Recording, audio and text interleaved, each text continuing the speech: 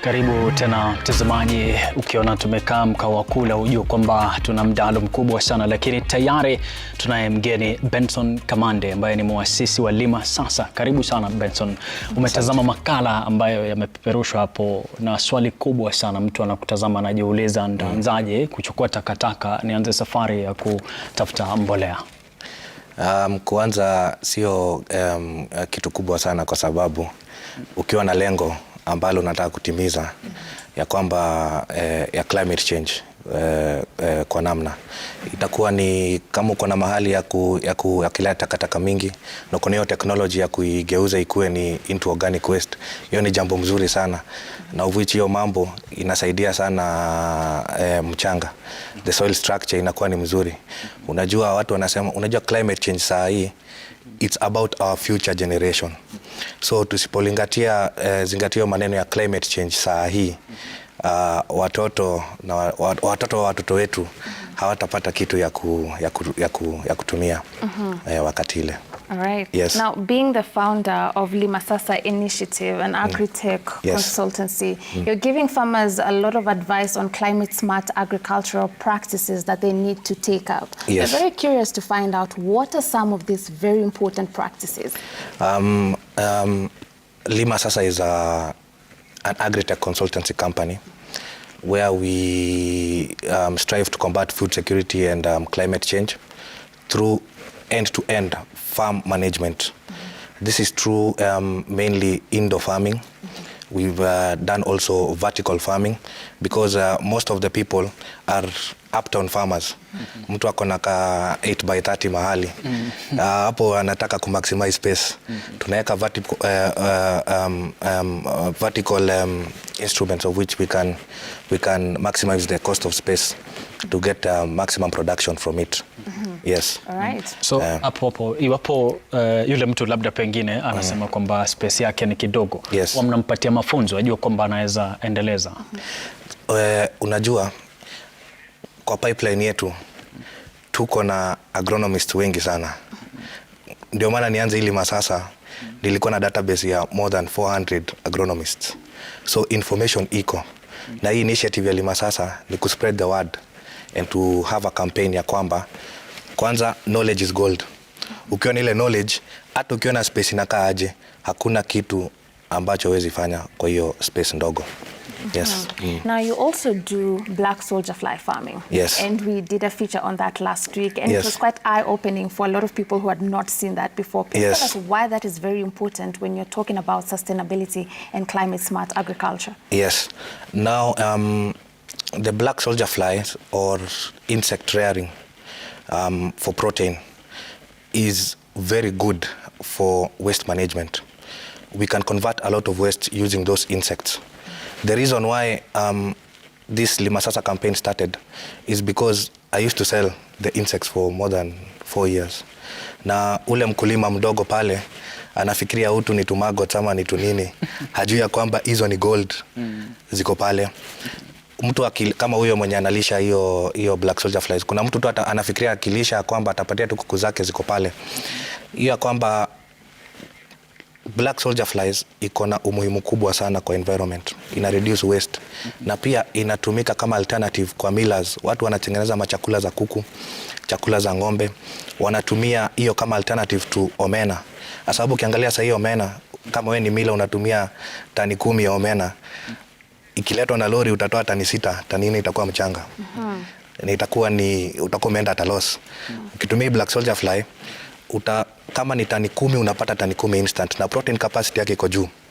Haya, lengo la pili ni ya kwamba hatuwezi sustain market ya black soldier flies na the protein in the market, kwa sababu tukianzia mambo ya food security na climate change, black soldier fly tukiweza kulima tukiwa watu wengi, kama nikitaka kwenda kuuzia kama Jubilee Feeds, ile protein wanatumia per month wanatumia more than 50 tons.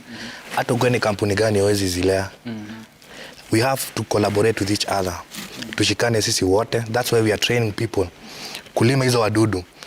Wewe tukichukua tani moja kutoka kwako, tuchukue tani moja kutoka kwako, bado kuna pesa kwa mfuko, si mambo yote iko sawa na tunaendelea na kazi. Yes. So it's a very easy process to rear those flies, and that's now the gold now that we were talking about. And we thank God that we are able now to spread the knowledge that we have about the small knowledge that we can implement. Now that you've mentioned omena and how it helps, can you say it's also a savior for the blue economy? Exactly, 100%. It is a savior because number one, it's easy, it feeds on waste, and it's feces, it has fecal matter. Ikikula ile waste, ile the fecal matter that we get out of the black soldier fly, we call it the frass. That also becomes the fertilizer. So hiyo ni gold sababu utakuwa na two products. Uko na hapo, uko na animal feeds na tena uko na fertilizer. Nataka nikurejeshe tu on layman's language. Kuna mtu anajiuliza omena inajitokeza aje hapo? Omena inajitokeza sababu hao watu wakichanganya machakula, mtu ako na makuku ama those millers, kuna formula wanatumianga which wanaweza tumia hiyo plant protein moja ambayo wanatumianga ni soya. Wengine wana mix plant protein and animal protein najua ni omena.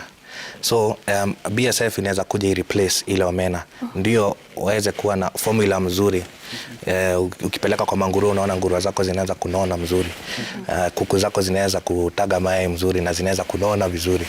Sasa that's the blue economy that we are talking about, and that's now the goal that not many people have known, na tunajaribu ku spread the word because we also believe that word is knowledge. All right. Yeah. Now, part of what you do is farm management services. Yes. And for that person who doesn't have the luxury of always going back to probably their farm is in the outskirts of the village, they will really need your services. Yes. When it comes to management, when it comes to advice, what to plant, and also connecting them to the market. Yes. If I hire your services, nina shamba kule Siaya, ama to Ukambani, what is in for you? And what cost implications do I have to incur with? So for me, kama huku uniambia unataka, uko na mahali unataka kulima na nini, kitu ya kwanza tutakupatia budget ya kwanza. Kama ni greenhouse ita cost hivi na hivi. Tutafanya kitu inaitwa on-site farm management, ya kwamba au hii database yote ya agronomists niko nao wanakaa on-site. So tukifanya ile planning yako lazima pia uwe na mahali ya kukaa. Mimi kama saa hii niko na agronomists, and it's very sad to say that wameenda Uarabuni kuwa househelps. Unaona, because unemployment the rate is too high. Mbona usimpatie umweke kwa ile budget pale, useme huyu atakuwa on site, atakuwa anafanya kila kitu ambacho inahusikana na project yako, alafu pale unajua utapata matokeo mengi sana, sababu kwanza scouting yenye atafanya, unajua hii kazi yenye wanafanyanga ni kubwa sana. Wanafanya scouting, wana deal na hiyo mdudu ikiwa hapo, zile fertilizers ambazo wanaweka, sababu ile challenge nilipata nikiwa kichakani huko na wakulima wengi. Salesmen of many companies, they have targets to reach. So tukikuja kwako tupate uko na shamba na umelima, tutakuja tukwambia hii fertilizer hata haijafanya kazi. Sasa wewe tunataka kukuzia ndio uchange program yako, unapata. Lakini wakienda pale wapate kuna farm manager pale ambaye ni fully agronomist, unaona tayari yahitaji hizo services zao, ako na plan ya kwamba hizi ndio vitu tunahitaji. Na turejelee swala ambalo lilikuwa tunaliongelea hasa takataka. Yule mtu ambaye labda natazamia kuanza hilo, anahitaji tani ngapi ndio ajitoshe katika shughuli hiyo ya kutumia taka kubadilisha kwa mbolea? Let's say tukipatia na example ya kama wadudu black soldier fly. One insect can eat more than 3 times. So for example, ukiwa na waste hata kama ni tuseme utumie kilo 1.5 ya hizo mayai, na uko na takataka ya kilo kama 100, itakula mara 3 ya hiyo. So unaona itamaliza hiyo yote na itabaki sasa ukuwe na sustainability ya kuleta waste ingine, ndio hiyo process ianze tena na uweze kupata matokeo mengi zaidi kuliko venye umeanza. Sababu zinazaana na zina mate, lazima utatengeneza love cage mahali. Unaona, lazima hiyo mayai lazima ikuwe ni a recurring process. Yes. So ile waste ambayo unahitaji let's say around ukiwa na waste kama ya 100 kgs kuenda juu, unaweza tengeneza kitu yako kidogo hapo ya shamba yako ndogo pale, na uweze kufanya kitu. Hata ile kitchen waste tunatoa kidogo, unaiweka mahali, inajaa polepole, inajaa polepole. Inasaidia, bora it's organic matter. Organic matter ndio muhimu. Yes. And you offer consultancy, yes, of course, to the farmers. Yes. I would like to hear from you on the pattern of farmers from your engagement with them. Do you think right now they're embracing the culture of reaching out to professionals for consultations? Ama bado wanajaribu kubambanya wenyewe kwa wenyewe, trying to see what works? Are we embracing the culture? Yeah. In fact, we started like 2 years ago. Right now tuko na pipeline ya 33 farmers who are willing to engage, because kwanza in the export market, those are the ones who, sababu tunaelimisha watu kwamba si lazima ukipanda kitu inakuja in the local market. Explore other, ndio maana unapata GDP ya horticulture 2022 ilipanda by 11%. Ilikuwa 11 ikapanda to 17%. So that increment inamaanisha kwamba watu wameanza ku-embrace these technologies, na watu wanataka kujua mambo mengi kuhusu horticulture na vile watatengeneza pesa kuliko hiyo. Yes. So ndani ya Li Masasa tayari inaonekana, namna unavyoongea ni kwamba kuna mafunzo ambayo unayaendeleza katika Li Masasa. Yes. Yes. Ile mafunzo tunaeleza ni ya kwamba number 1, waste management, kama hiyo kurea black soldier flies. Tunaelimisha kwamba unaweza pata pesa kutoka hiyo takataka. Unapata, the more stakeholders we are, the more we can be able to make an impact in the country and in the world. Namba ya pili ni tunaelimisha kitu ya kwamba Kenya unataka kulima, tutakuja tukuelezea kwamba these are the pros and these are the cons of this. Sababu pia ni risk, lazima tufanye pale risk mitigation measures, na pale tunajaribingi sana kama kampuni kuwasaidia wakati hizo risk. Ndio maana tunaweka on-site agronomist wakuwe on the farms. Na kuelimisha pia kila siku, sababu as much as mtu ako kwa ofisi ama akikuja ile once in a while, kuna ile kitu moja mbili anakuja na learn kwa shamba, na pia anafunza watoto wake of which watakuja kuendeleza hiyo maneno. Yes. Another important thing that you do is connecting the farmers to the market, yes, both locally and internationally. Yes. Which is sometimes quite a big challenge and headache for the farmer. Yes. Ukichukua huo mzigo, mimi nafaa kujua na kupatia percentage ngapi from our sales? How does that mathematics work so that nijue if we're in business or not? Kusema ukweli, cost kwanza ilikuwa ni yako ya setup ya greenhouse, ya cost ya kila kitu, ya on-site agronomist. Kuna watu wana decide kuuza mzigo yao peke yao, lakini tukikupatia, kama tumekujengea na umetupatia opportunity ya full farm management, umeingia kwa platinum membership. Ukiingia kwa ile platinum membership, sasa ile soko tuko nayo overseas, wewe ndio number 1 and we only ask for 3%. Kawaida tu. Of the total just sales. Yes, 3% of the total sales. All right. So generally, do you think your rates are favorable to the young person who's trying to venture into agriculture? Favorable, very favorable. Sawa. Furahisha kweli kweli. Tunaye Benson Kamande kutoka Li Masasa. Tunazungumzia masuala mengi kuhusiana na taka, vile vile usitake kwenda popote. Kuna mengi ambayo tutazungumzia. Najua unashangaa kama taka ni za manufaa. Tuende katika mapumziko kidogo, tukirejea kungali kuna mengi.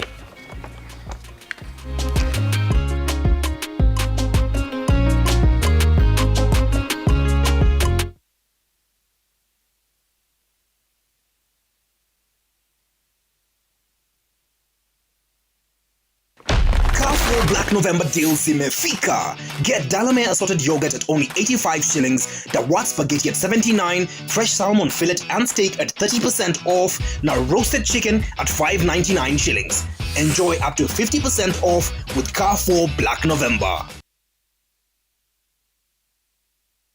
What a wonder. Something so small as a vaccine can help save millions of lives, from measles, cervical cancer to polio, cholera, and COVID-19. Vaccines have been helping protect us for over 200 years. Ever wonder how vaccines work? Vaccines act like a coach. Train and strengthen your immune system, helping to build up the strength of your immune system to help protect you from potentially dangerous diseases Take action. Visit your nearest health facility and get the vaccines your healthcare provider recommends for you. Brought to you by the Ministry of Health in collaboration with Amref and Pfizer.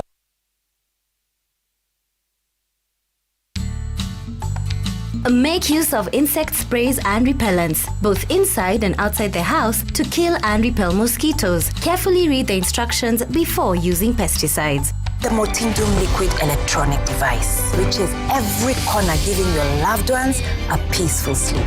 Together, we can fight to end malaria. Motindum, Kenya's #1.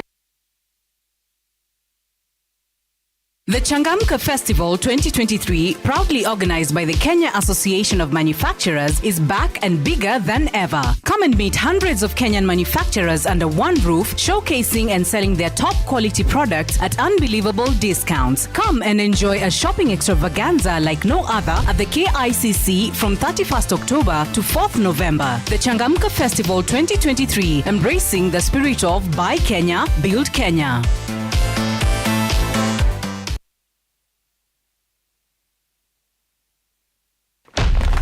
Black November deals zimefika. Get Dalamere assorted yogurt at only 85 shillings, Dawat spaghetti at 79, fresh salmon fillet and steak at 30% off, now roasted chicken at 5.99 shillings.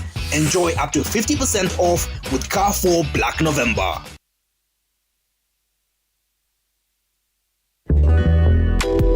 A great soap will let you indulge yourself in a multi-sensory, relaxing bathing experience. Win 5 million shillings worth of prizes with Imperial Leather's Oganamami Leap. Buy any Imperial Leather product with the Oganamami Leap logo. SMS the special 6-digit code on pack to the number 23533.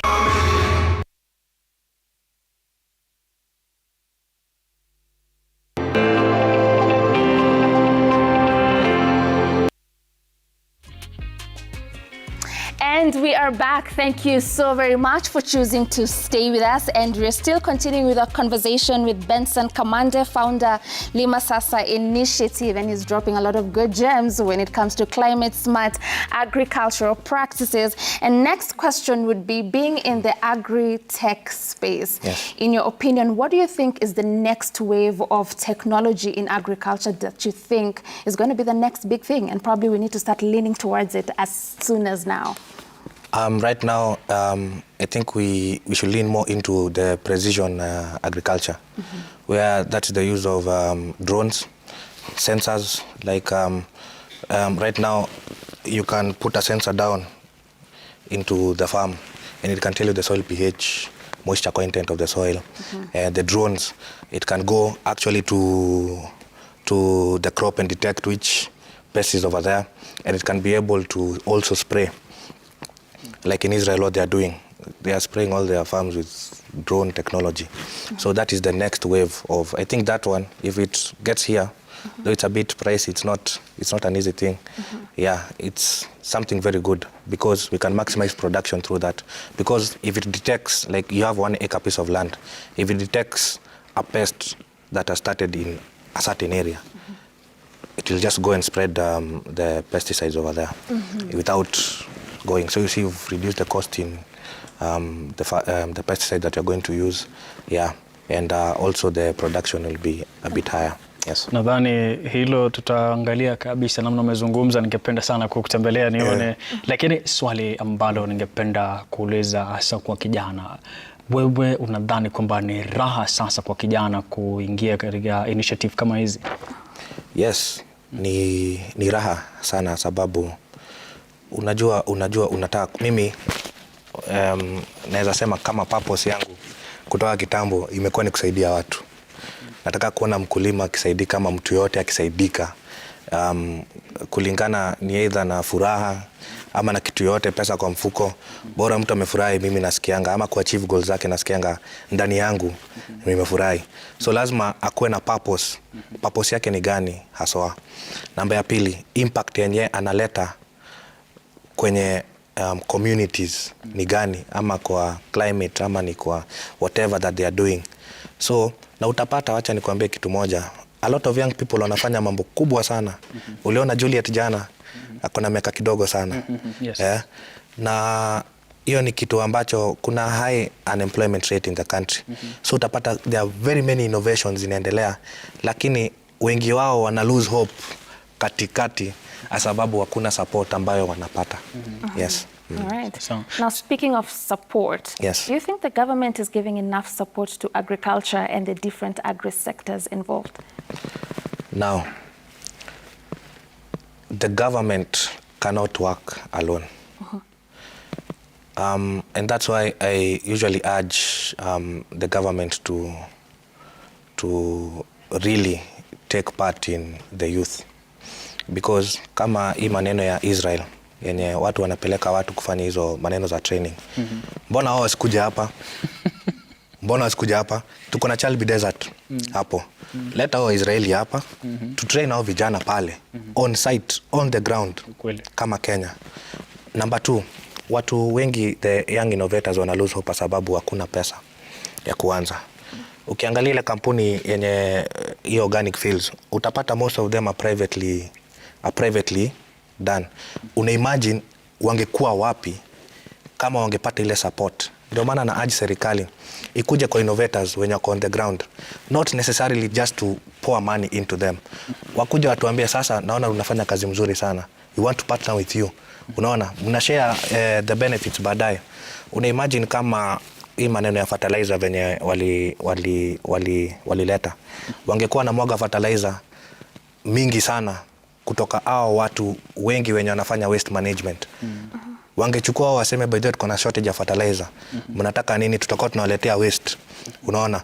Number 2, tutakuwa what is the next step? Tunataka kutengeneza DAP yetu hapa Kenya. Tunaweza shikana aje, tunaweza wasupport aje kufanya hizi vitu. Number 2 ni the private sector. Financial institutions. Innovator huyo mdogo hawezi enda kwa private institution ama kwa serikali aseme niko na hii idea, anataka asaidike. Ataambiwa security, leta security. Security yake ni gani? Hana kitu. Shamba labda ameachiwa na wazazi. So the government should invest in ideas and find ways how to partner with these ideas. Sababu ukimpatia pesa labda anaweza toroka, lakini ukishikana na yeye mkono kwa mkono, hakuna mahali mnaweza enda. Unaona, na mtafanya mambo mingi sana. So wanafai ku figure out how this finance and funding issue inaweza saidia watu.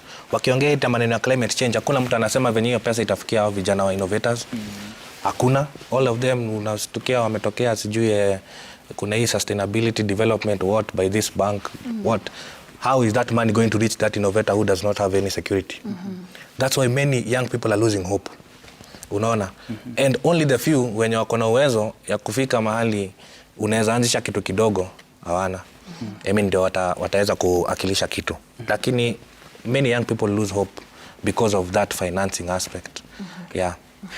Kama encouragement kwa yule labda anakutazama sasa hivi na anashangaa, yule kijana mdogo, umezungumza sana ukasema serikali huenda isikusaidie, lakini tuanzie hapo, mwambie nini kijana aanze chini ili baadaye labda serikali ikiamua kuwasaidia basi itakuwa ni radhi. Acha nikwambie kitu. Unaona, saa zingine kupiga kelele ni mzuri. Usikae na hiyo innovation yako kwa kichwa sana useme huyu jamaa ataiba idea yangu. Unaona, unataka hiyo idea yako ifike aje kama uwezi ongelelea?